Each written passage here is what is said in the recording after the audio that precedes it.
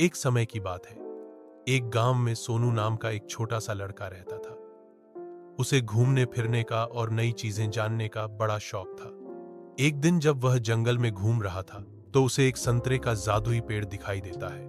वह पेड़ बाकी पेड़ों से बिल्कुल अलग दिख रहा था। जब सोनू एक संतरे को चखता है तो उसे अपने अंदर भरपूर ऊर्जा महसूस होती है और उसका दिमाग पहले से बहुत तेज हो जाता है। सोनू उस जादुई संतरे का इस्तेमाल अपने खुद के फायदे के लिए करने लगा। उसे हर चीज पहले ही पता चल जाता और हर कठिन से कठिन प्रश्नों को हल कर लेता था। दूर दूर से लोग उसकी इस प्रतिभा को देखने आते थे। जैसे जैसे समय बीतता गया सोनू की शक्तियां कम होती गई। पेड़ पर संतरों की चमक भी कम हो रही थी और धीरे धीरे उनकी भी शक्तियां खत्म होने लगी थी।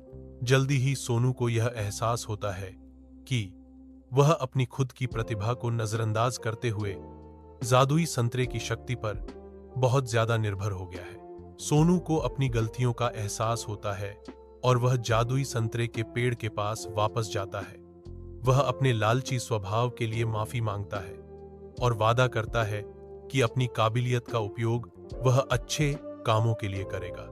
फिर अचानक से पेड़ के बचे हुए संतरों में वापस चमक आ जाती है।